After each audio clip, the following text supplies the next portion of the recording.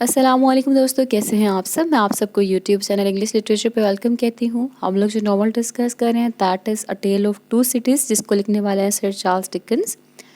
मैंने इस नॉवल के ऊपर 2 लेक्चर्स ऑलरेडी बना दिए हुए हैं और दोनों लेक्चर में हम लोगों ने पार्ट 1 यानी कि इंट्रोडक्शन को कवर किया है। इंट्रोडक्शन में हमने बात की इसके जो टाइटल है उसकी सिग्निफिकेंस की, हिस्टोरिकल बैकग्राउंड यानी कि फ्रेंच रेवोल्यूशन के ऊपर बात की हमने, इसके जो करेक्टर लिस्ट है उसको डिस्कस किया, इंपॉर्टेंट थीम्स को डिस्कस किया एंड इंपॉर्टेंट सिंबल्स को उसमें डिस्कस कर दिया हुआ है।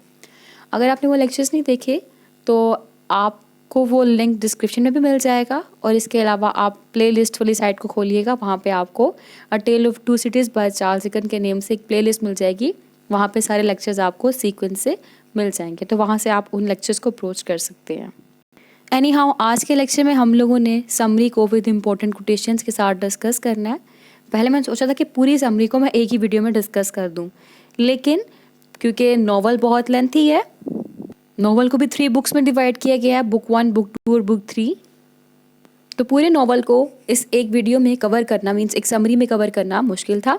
इसीलिए मैंने फिर ऐसा किया कि मैं बुक 1 की समरी अलग बनाऊंगी, बुक 2 की समरी अलग बनाऊंगी और बुक 3 की समरी अलग बनाऊंगी। मीन्स हमारी जो समरी होगी वो 3 पार्ट्स में फर्दर डिवाइड हो जाएगी, जिससे हमारा पूरा नॉवल फुल फ्लेज अच्छे से कवर हो जाएगा। एनी हाउ, टाइम को वेस्ट किए बगैर हमारे लेक्चर को शुरू करते हैं। जैसा कि मैंने बताया, जो बुक है उसको 3 पार्ट्स में डिवाइड किया गया है। फर्स्ट बुक है रिकॉल टू लाइफ, जिसके 6 चैप्टर्स हैं। सेकेंड बुक है द गोल्डन थ्रेड, जिसके फर्दर 24 चैप्टर्स हैं।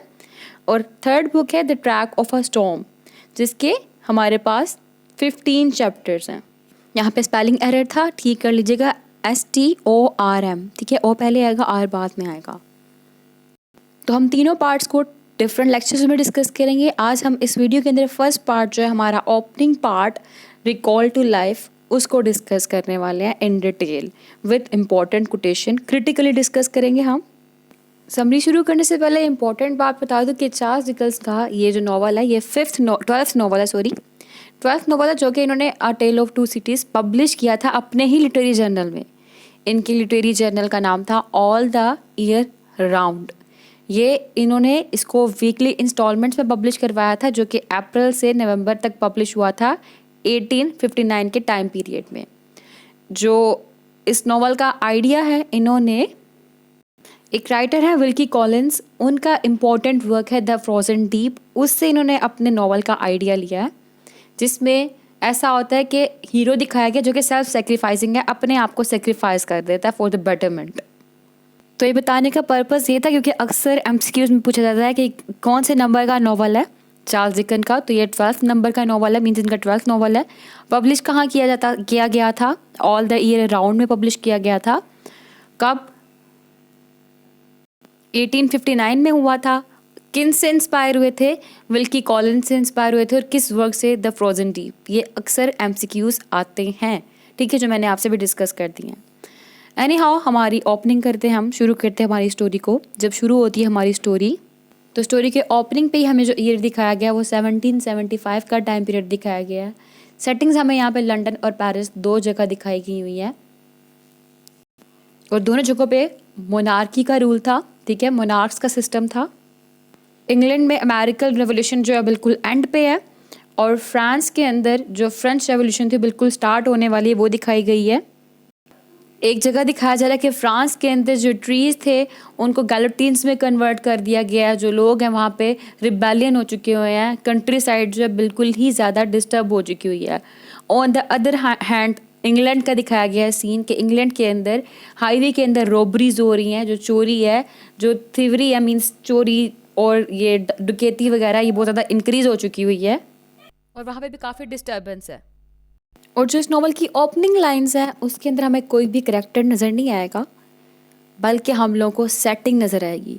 तो इट मीन्स पता लगता है हम लोगों को कि जो डिकन्स है, जो चार्ल्स डिकन है, उनका इम्पोर्टेंट फोकस जो है वो सेटिंग के ऊपर ज़्यादा है रादर देन करेक्टराइजेशन, ठीक है। जैसे कि मैंने लाइन्स यहाँ पे कोट की हुई हैं, it was the best of times, it was the worst of times, it was the age of wisdom, it was the age of foolishness. देख रहे हैं, पैराडॉक्सिकल लाइन्स है सारी की सारी। It was the epoch of belief, it was the epoch of incredulity, it was the season of light, It was the season of darkness. It was the spring of hope. It was the winter of despair. We had everything before us. We had nothing before us. ये बिल्कुल opening lines हैं, ठीक है, जहाँ पे ये जो French revolution है और जो अमेरिकन रेवोल्यूशन हुई है उनका सीन प्रेजेंट कर रहा है. जैसे कि नेक्स्ट लाइन देखते हैं हम. It was the year of over Lord 1775. Means इसने बताया जो ओपनिंग हो रही है वो 17,000 और 1775 ये ओपनिंग का टाइम पीरियड दिखाया गया है. और यहाँ पे दो लोगों की बात की जा रही है, दो प्लेसेस की बात की जा रही है, जो कि मैंने लाइन यहाँ पे लिखी नहीं है, वैसे बता देती हूँ. There were a king with a large jaw and a queen with a plain face on the throne of England. यानी कि यहाँ पे एक प्लेस इंग्लैंड की बात कर दी. फिर आगे कहता है there were a king with a large jaw and a queen with a fair face on the throne of France. तो यहाँ पे फ्रांस की बात कर दी. यहाँ से पता लगा हम लोग को अ टेल ऑफ टू सिटीज़, जो दो सिटीज़ की टेल है वो सिटीज़ कौन सी हैं, इंग्लैंड है और फ्रांस है. और इसने जो ओपनिंग की है वहाँ पे उस किंग और क्वीन के नेम नहीं बताए, ठीक है. किंग और क्वीन क्या है कि नेम मतलब उनको रेफर किया है. जिस तरह एक फेबल होती है ना, कहानियाँ, उस तरह एक कहानी सुनाने जा रहा है. एक बादशाह था, एक मलका थी.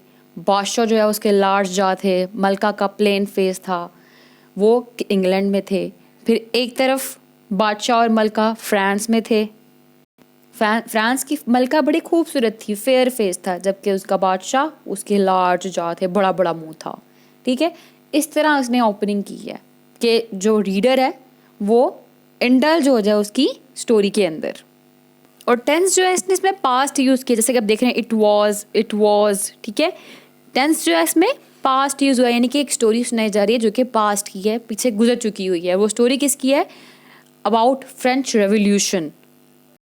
तो जो ये इसका फर्स्ट चैप्टर है ना, मींस बुक 1 का फर्स्ट चैप्टर द पीरियड के अंदर हमारे पास जो स्टोरी बिल्ड की गई ना वो इस तरह की गई हुई है कि हिस्ट्री के बारे में बताया हुआ कि ऐसे ऐसे था, वैसे वैसे था. फ्रांस के अंदर कंडीशन वर्स हो चुकी हुई थी. और उसके बाद जो है वुडमैन हो गया, फार्मर हो गया, वो बहुत ज़्यादा काम किया करते थे जिससे इनको बहुत ज़्यादा सप्रेस किया जाता था. और हर एक चीज़ के लिए इस टाइम पीरियड से तब्दीली आना, चेंज आना शुरू हो गया था. फिर स्टोरी शिफ्ट होती है सेकेंड चैप्टर पे, इसका नाम है द मेल. द मेल जो है ये सिंबलाइज कर रहा है चैप्टर रिकॉल टू लाइफ को, मीन्स दोबारा से जिंदगी की तरफ किसी को लाया जाएगा. वो कौन है पर्सन, डॉक्टर मैनेट, ठीक है. डॉक्टर मैनेट वो पर्सन है. उनके साथ हुआ क्या, स्टोरी में क्या बताया गया है, मैं आपको बता दूं. बेसिकली जब चैप्टर ओपन होता है तो हम देखते हैं एक प्लेस दिखाई गई है, वो है डोवर रोड है. फ्राइडे नाइट है, कुछ लोग हैं, नवंबर का टाइम पीरियड है, इकट्ठे चल रहे हैं एक मेल कोच में. और कहते हैं यहाँ से हिस्ट्री जो है वो बिजनेस में आती है, मतलब हिस्ट्री शुरू होती है, जो स्टोरी शुरू होने लगी है हमारी. अब होता क्या है, एक पर्सन है जिसका नाम है मिस्टर जार्विस लॉरी. वो एक कॉन्फिडेंशियल क्लर्क है टेल्सन बैंक के अंदर. टेल्सन बैंक जो है इसकी बेसिकली एक ब्रांच लंदन में भी है, पेरिस में भी है, ठीक है. एक लंदन में है और एक पेरिस में है, दोनों जगह पे इसकी ब्रांच है. एनीहाउ यहाँ पे वो क्लर्क के तौर पे काम करते हैं. और यहाँ पे दिखाया गया है कि जब ये सारे जा रहे होते हैं, कुछ फेलो पैसेंजर इनके साथ और होते हैं, वो पैसेंजर जब आपस में बैठे होते हैं, इनकी फिजिकल अपीयरेंस जो होती है एक दूसरे से छुपी हुई होती है, सारे एक दूसरे के लिए स्ट्रेंजर होते हैं. अब उन्होंने राइटर ने यहाँ पे कैसे का सीन प्रेजेंट किया है, एक हॉरर किस्म का, ठीक है, कि लोग डरे हुए हैं एक दूसरे से ही, एक दूसरे के लिए वो स्ट्रेंजर हैं. वो कहते हैं क्या होता है कि ये सारे के सारे इकट्ठे बैठे होते हैं लेकिन फिर भी एक दूसरे को ये अवॉइड कर रहे होते हैं, स्ट्रेंजर की तरह एक्ट कर रहे होते हैं. और रात का वक्त है, रात बहुत ठंडी है, लोगों के अंदर खौफ फैला हुआ है हर जगह पे, क्योंकि अमेरिका के अंदर, इंग्लैंड के अंदर बेसिकली क्या हुआ है, जो रॉबरी बड़ी इंक्रीज़ हो गई है, चोरियाँ बहुत ज़्यादा हो रही हैं, डकैतियाँ बहुत ज़्यादा हो रही हैं. तो इवन के ये जो स्ट्रेंजर बैठे हुए हैं, पैसेंजर्स बैठे हुए हैं इस कोच मेल कोच के अंदर, वो आपस में तो एक दूसरे से डर ही रहे हैं. लेकिन जो कोचमैन है, कोचमैन का नाम है टॉम, वो कोचमैन भी इन पैसेंजर की वजह से बहुत ज़्यादा डर रहा है, ठीक है. मतलब इन पैसेंजर से ही डर रहा है. क्यों डर रहा है, क्योंकि जो मैंने बताया वहाँ पे सिनारियो बना हुआ है रॉबरीज वगैरह, इस बेस पे कि रोबर्स जो हैं वो खुलेआम घूम रहे होते हैं, और वो देखता है जो मतलब कोचमैन है वो देखता है कि उनके पीछे पीछे ना एक आदमी घोड़े के ऊपर बैठ के ना आगे आगे आगे आ रहा है। तो वो कोचमैन उस घोड़े वाले से घोड़सवार से भी डर रहा होता है, और वो जो घोड़सवार होता है वो बेसिकली इस मेल कोच के पीछे पीछे ही आ रहा होता है, और उसका काम भी मेल कोच से ही होता है। ठीक है, मेल कोच के अंदर एक पर्सन बैठा, उसका काम उसके साथ था, वो उससे मिलने के लिए आ रहा था। अब कोचमैन को क्या पता कि वो जो राइडर है वो बेसिकली इस मेल कोच के अंदर बैठे हुए एक पर्सन से मिलने आ रहा है। उस कोचमैन को लग रहा था कि वो जो राइडर है वो यहाँ पे ही मतलब एक रोबरी करने के लिए आ रहा है, या फिर कोई फेयरफुल फीलिंग उसको आ रही थी कोचमैन को। अच्छा, अब वो जो राइडर था जो कि हॉर्स के ऊपर बैठ के आ रहा था, उस राइडर का नाम था जेरी क्रंचर। अब जेरी क्रंचर था, उसका काम ये था कि वो लोगों के जो मैसेजेस थे वो आगे से आगे डिलीवर किया करता था। जेरी क्रंचर के पास एक लेटर था, वो लेटर उसको लूसी नेम की यानी कि मिस मैनट नेम की एक लेडी थी, उन्होंने दिया था, और उन्होंने कहा था लेटर जो है आपने मिस्टर लोरी को देना है। मिस्टर लोरी, मैंने यहाँ पे बताया मिस्टर जर्विस लोरी, जो कि एक कॉन्फिडेंशियल क्लर्क हैं टेल्सन बैंक के अंदर, वो भी इस मेल कोच के अंदर बैठे हुए हैं। अच्छा, उन्होंने कहा ये लेटर आपने देना है मिस्टर लोरी को। एनी हाउ जेरी क्रंचर जो है वो लेटर पकड़ाता है, जो मेल कोच का ड्राइवर होता है कोचमैन उसको, और फिर वो आगे लेटर ट्रांसफ़र करता है मिस्टर लोरी को। उस लेटर के अंदर लिखा होता है कि आप मेरा इंतज़ार करें, मतलब लिखा है wait at Dover for mam'selle. Mam'selle means miss Manette, कि आप डोवर पे मिस मैनट का इंतज़ार करें, यहाँ पे ये लिखा होता है। ये सुनकर आगे से जो मिस्टर लोरी हैं जिनके लिए लेटर आया हुआ होता है, मैसेज आया होता है, वो रिप्लाई देते हैं रिकॉल टू लाइफ। ये जवाब देने के बाद मिस्टर लोरी जो है वो वापस अपनी कोच में आ जाते हैं और डोवर की तरफ अपनी जर्नी जो है वो कंटिन्यू करते हैं दोबारा से। जेरी जो है वो उनका आंसर लेके जा रहा होता है, लेकिन बड़ा हैरान होता है कि ये कैसे का आंसर था रिकॉल टू लाइफ। वो कहते हैं तो बड़ा ही स्ट्रेंज किस्म का मैसेज था, जैसे कि मैंने अभी कोटेशन लिखी है, that's a blazing strange message. Any how वो इस मैसेज के बारे में ही सोच रहा होता है। तो इसके बाद नेक्स्ट चैप्टर शुरू होता है, और जब नेक्स्ट चैप्टर शुरू होता है तो उसके अंदर जो ह्यूमन बीइंग है उनके बारे में बात की जाती है।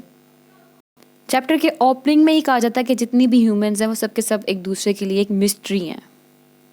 बेशक उनकी आउटर अपीयरेंस एक दूसरे को जाहिर क्यों ना हो जाए, फिर भी वो एक दूसरे के लिए स्ट्रेंज ही होते हैं, फिर भी वो एक दूसरे के लिए मिस्ट्री ही होते हैं। जैसा कि हमने इस कोच मेल में देखा, इस मेल कोच के अंदर जो पैसेंजर्स बैठे हुए थे वो सब के सब एक दूसरे के लिए एक मिस्ट्री ही थे। जो कोटेशन है मैंने यहाँ पे कोट की है, a wonderful fact to reflect upon that every human creature is constituted to be that profound secret and mystery to every other. ये बिल्कुल ओपनिंग लाइन है थर्ड चैप्टर जिसका नाम द नाइट शैडोज है उसकी। एनी हाउ ये बात करने के बाद कि सब ह्यूमन एक दूसरे के लिए मिस्ट्री हैं, स्ट्रेंज है एक दूसरे के लिए। जो जेरी क्रंचर था, वो जेरी क्रंचर जो प्रीवियस चैप्टर में रुक गया था एक जगह पे और उस रिप्लाई के बारे में सोच रहा था कि बड़ा स्ट्रेंज रिप्लाई है, बड़ा क्रिप्टिक किस्म का मैसेज है, वो वहाँ से वापस टेम्पल बार की तरफ आ जाता है। टेम्पल बार जो है बिल्कुल ही एसोसिएट है, लिंक्ड है टेल्सन बैंक के साथ। अच्छा, मैंने अभी आपको टेम्पल बार का बताया ना, और मैं अभी डोवर प्लेस का नाम ले रही थी। ये बेसिकली जो डोवर है एक कोस्टल टाउन है, एक बंदरगाह का नाम है जो कि साउथ ईस्टर्न साइड पे है इंग्लैंड के, और पेरिस के बहुत ज़्यादा करीब है ये। ठीक है, ये प्लेस डोवर। अच्छा, एनी हाउ जेरी क्रंचर चला गया टेम्पल बार में, वो बड़ा अनईजी फील करा उस मैसेज के अबाउट। इसी दौरान जो मिस्टर लोरी थे उनको आ जाती है नींद और वो कोच में सो जाते हैं। अब वो जब कोच में सोते हैं तो इमेजिन कर रहे होते हैं किसके बारे में, जो ख्वाब देख रहे होते हैं, क्या देख रहे हैं, कंफर्टिंग एनवायरनमेंट है टेल्सन बैंक का। और ये जो है अपने ख्वाब में एक आदमी से मिलते हैं, वो आदमी कब से इनको घूर रहा होता है, और वो आदमी तकरीबन 18 साल से दफनाया गया हुआ होता है। और वो आदमी जो 18 साल से मतलब दफना दिया चुका हुआ है, वो सारी होप खो चुका हुआ है। मिस्टर लोरी पूछते हैं उस आदमी से, वो घोस्टली फिगर जो अपने ड्रीम में बार बार देख रहे हैं, बार बार देख रहे हैं, उससे बार बार पूछ रहे हैं वो घोस्टली फिगर, वो भूत जैसा दिखने वाला आदमी, तकरीबन 45 ईयर्स ओल्ड का इसको वो लगता है। कहता है कि बर्ड हाउ लॉन्ग, मतलब तुम कितनी देर से दफना दिए गए हुए हो। आगे से वो जवाब में कहता है ऑलमोस्ट 18 ईयर्स, तकरीबन 18 साल से। और ये सवाल बार बार उसे पूछते हैं। फिर कहते हैं you had abandon all hope of being dug out, कि मतलब तुमने खुद को बाहर निकलने से, इससे बच के बाहर आने से सारी जो उम्मीद है वो खो दी हुई हैं। वो कहता है लॉन्ग अगो, हाँ बहुत देर पहले। You know that you are recall to life, आगे से कहते हैं कि तुम्हें पता है कि तुम वापस अपनी लाइफ की तरफ आ चुके हुए हो। मिस्टर लोरी इसको कहते हैं। आगे से वो आंसर देता है पर्सन दे टेल मी सो, कि हाँ यही मुझे बताया जाता है। तो आगे से मिस्टर लोरी कहते हैं I hope you care to live, कि मुझे लगता है कि तुम चाहते हो कि तुम जिंदा रहो, क्या तुम नहीं चाहते ऐसा। आगे से वो आदमी कहता है आई कैन नॉट से, पता मुझे नहीं पता, मैं नहीं जानता। तो अगेन एंड अगेन ये क्वेश्चन उस घोस्टली फिगर से ये पूछते हैं। कौन पूछते हैं? मिस्टर लोरी से। मिस्टर लोरी पूछते हैं। किससे पूछते हैं? जो इन्होंने अपने ड्रीम के अंदर देखा पर्सन, जो कि राउंड अबाउट 45 ईयर्स का दिखता था, जिसको 18 साल से दफना दिया हुआ है, बंद कर दिया हुआ, कैद कर दिया हुआ है। और अपने ख्वाब में मिस्टर लोरी उससे भी पूछते हैं कि क्या मैं तुम्हें दोबारा उससे मिलवाऊँ। यहाँ पे हर का वर्ड यूज़ किया, मीन्स किसी लड़की से मिलवाना है। तो कहता है वो जो घोस्टली फिगर है कभी उनको जवाब में देता, कहता है कि वेट, आप इंतज़ार करें। फिर वो कहता है कि वो रोने लग पड़ता है। फिर कहता है कि मुझे उनके पास ले जाओ, मैं उससे मिलना चाहता हूँ।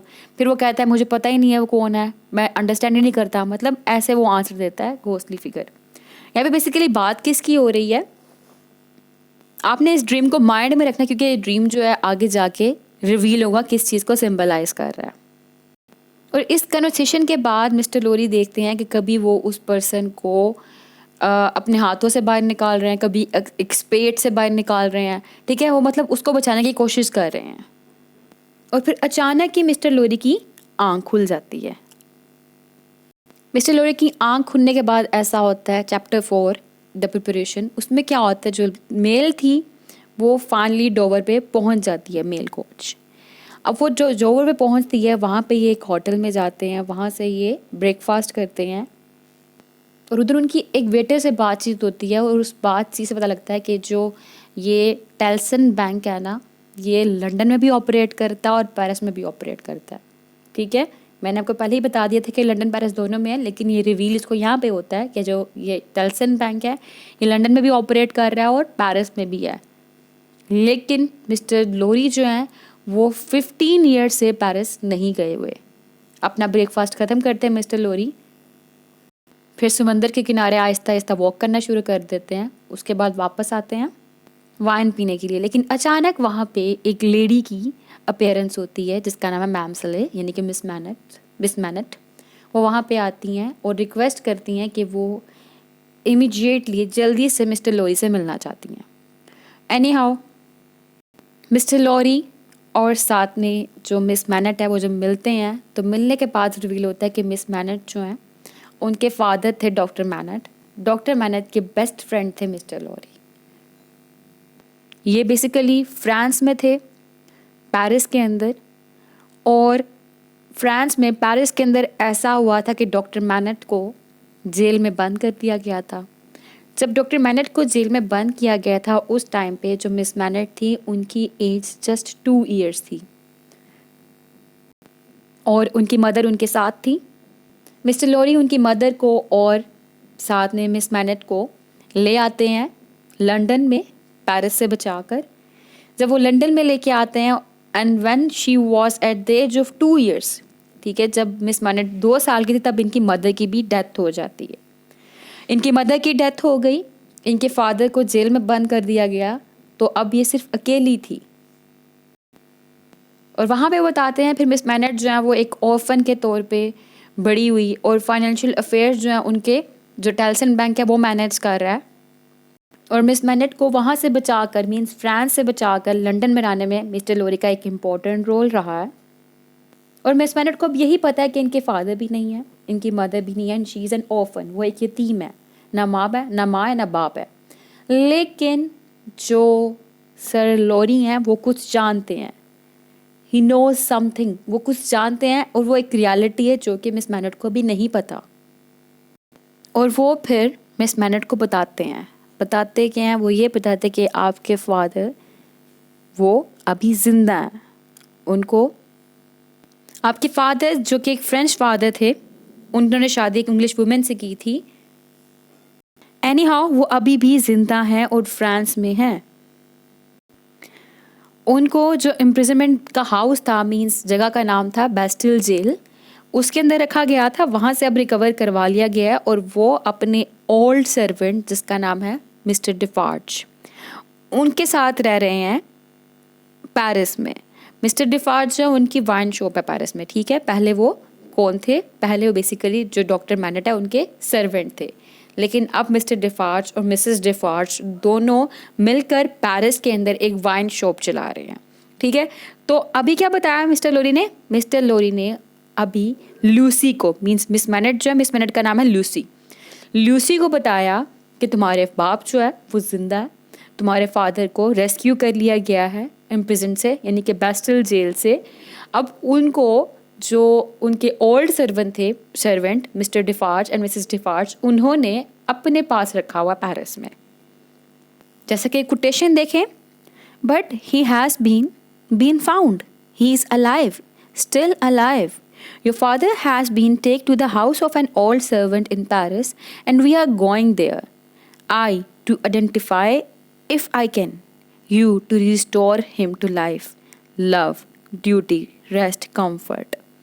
तो ये इंपॉर्टेंट कोटेशन है। वो कहता है यहाँ पे, ये मिस्टर लोरी बता रहा है उसको कि वो जिंदा है, ठीक है। मैं जा रहा हूँ, किस लिए जा रहा हूँ? उनको आइडेंटिफाई करने के लिए कि वो कैसे दिखते हैं, ये वही है कि नहीं है, कि अगर मैं कर सका। और तुमने क्या करना है? तुमने उनको रिकॉल टू लाइफ करना है, मीन्स रिस्टोर टू लाइफ करना है तुमने।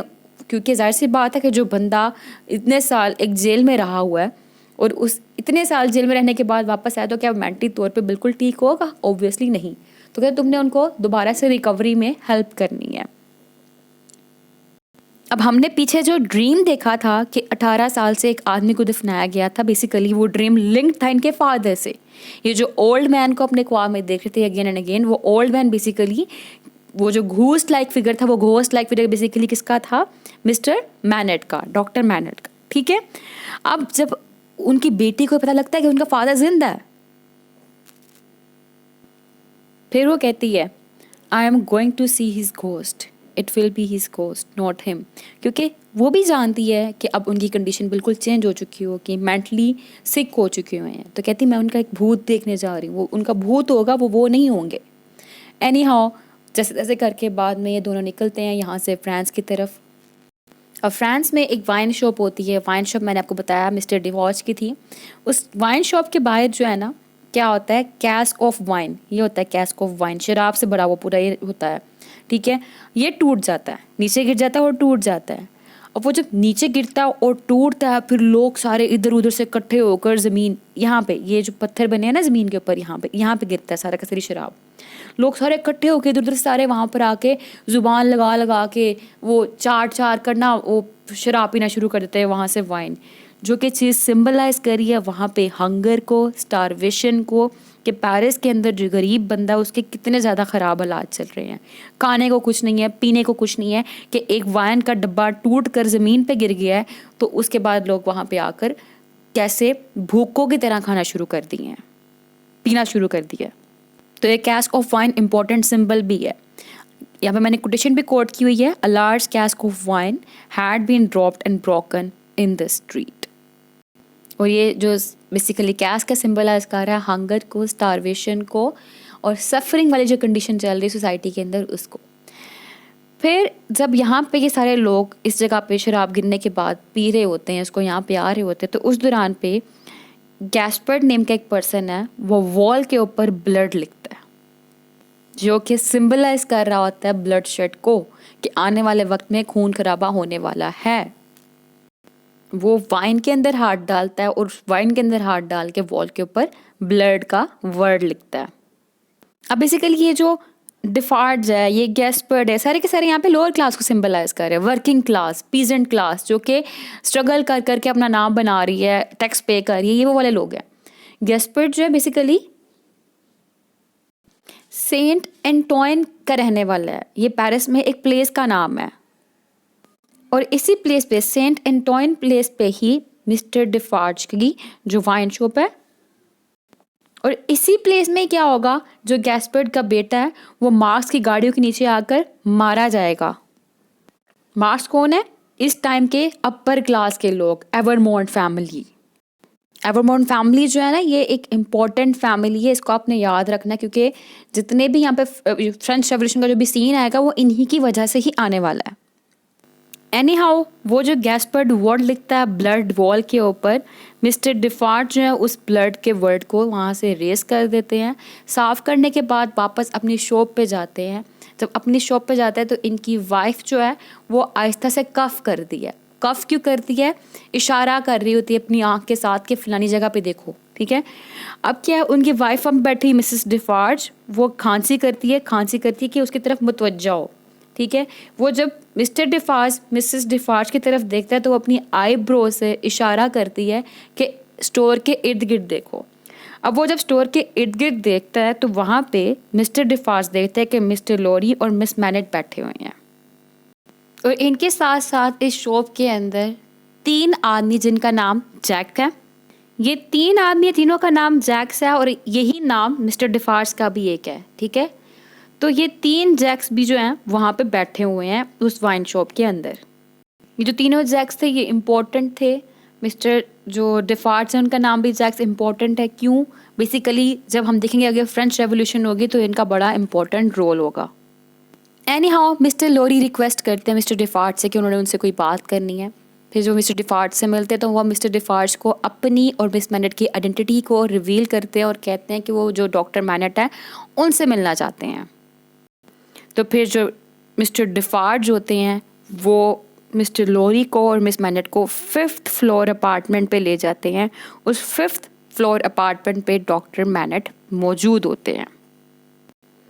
वो जो 5th फ्लोर अपार्टमेंट में डॉक्टर मैनेट को रखा होता है, डॉक्टर मैनेट को बेसिकली बंद करके रखा होता है। मिस्टर लॉरी बड़ा डिस्प्लीज फील करते हैं ये चीज़ देखकर कि किस तरह से डॉक्टर मैनेट को बंद करके रखा गया हुआ है। और उसके अलावा जो 3 जेकॉस होते हैं वो तीनों के तीनों स्पाई कर रहे होते हैं इनके ऊपर, मतलब लाइक होता है नज़र रख रहे होते हैं, मतलब दीवार के अंदर सुराख होते हैं और उस सुराख के थ्रू बेसिकली वो डॉक्टर मैनेट के ऊपर तीनों नज़र रख रहे होते हैं। ये चीज़ ऑब्जर्व करता है मिस्टर लॉरी और बड़ा डिस्प्लीज फील करता है इस चीज़ के ऊपर। अब काफ़ी सालों बाद मिस मैनेट अपने फादर को देखने वाली हैं। वो काफ़ी खौफजदा होती हैं, लेकिन वो एंटर होती हैं तो देखती है कि उनके वाइट हेयर्ड फादर के बाप के जो बाल है वो सफ़ेद हो चुके हुए हैं। वो क्या कर रहे हैं? वो शूज़ मेकिंग कर रहे हैं, जूते बना रहे हैं। जूते क्यों बना रहे हैं? बेसिकली ये चीज़ उनके साथ उनसे जेल में करवाई जाती थी, तो करवा कर उनको इसकी हैबिट हो चुकी हुई है, वो इसमें अब्सॉर्ब हो चुके हुए हैं। फिर ये जो बुक 1 है द रिकॉल टू लाइफ, इस बुक का लास्ट चैप्टर 6, उसमें क्या होता है, डॉक्टर मैनेट जो है वो बहुत ज़्यादा अब्सॉर्ब होते हैं शूज़ मेकिंग में। और फर्स्टली जो इनसे विजिटर मिलने आते हैं ये उनके अराइवल पे कोई रिस्पॉन्स ही नहीं देते, और डॉक्टर मैनेट से जब उनका नाम पूछा जाता है तो आगे जवाब में कहते हैं 105 नॉर्थ टावर। अब ये वर्ड 105 नॉर्थ टावर क्यों बोलते हैं? बेसिकली जब इनको कैद करके रखा गया था बास्टिल जेल के अंदर, तो वहाँ पे उनकी आइडेंटिटी ये दी गई थी, इनको इस नेम से पुकारा जाता था। हालांकि ये वहाँ से फ्री हो चुके हैं, लेकिन स्टिल ये समझते हैं कि इनको अभी भी जेल में कैद करके रखा गया हुआ है, स्टिल इम्प्रिजन्ड है। जब मैं मिस्टर लॉरी को देखते तो उनको बड़ा थोड़ा सा रिकॉग्नाइज कर पाते हैं, लेकिन डॉक्टर मैनेट जब अपनी डॉटर को देखते हैं तो उनको देखते रहते हैं। वो उनकी डॉटर जो लूसी है, लूसी के बेसिकली बाल होते हैं गोल्डन कलर के, गोल्डन कर्ल्स होते हैं उसके बालों के अंदर। वो जो गोल्डन कर्ल होते हैं लूसी के बालों में, वो सेम बाल उन्होंने अपने रैग के अंदर कवर किए होते हैं। मींस जो ये मिस्टर मैनेट है उन्होंने, किस लिए? इसलिए कि ये इनकी बेटी की निशानी है इस तौर पे, ठीक है। उन्होंने अपने रैग में पहले ही कवर करके रखे हुए थे अपने पास, जिस वजह से वो इस मिस मैनेट को रिकॉग्नाइज कर पाए कुछ हद तक। लूसी के जो हेयर है वो एक इम्पॉर्टेंट सिंबल है। एनी हाउ जो लूसी है मीन्स मिस मैनेट है, वो कन्विंस कर लेती हैं डॉक्टर मैनेट को कि वो उनकी बेटी है, और वहाँ से डॉक्टर मैनेट को अपने साथ ले जाने की तैयारियाँ शुरू करते हैं वो लोग। फिर डॉक्टर मैनेट जो है उनको पेरिस से वापस इंग्लैंड की तरफ, लंदन की तरफ ले जाने का सफ़र शुरू किया जाता है।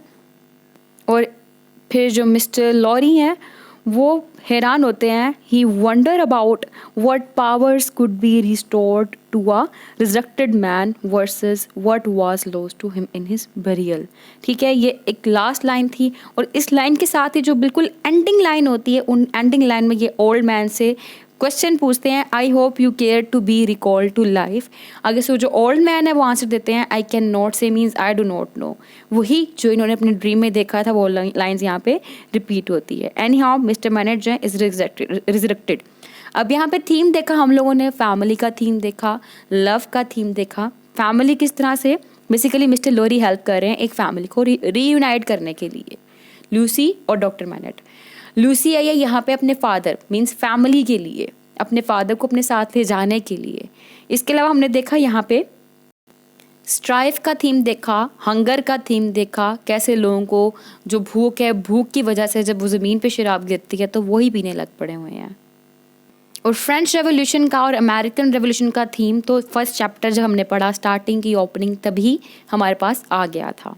एनी हाउ आई होप कि आपको ये लेक्चर अच्छे से क्लियर हो चुका होगा।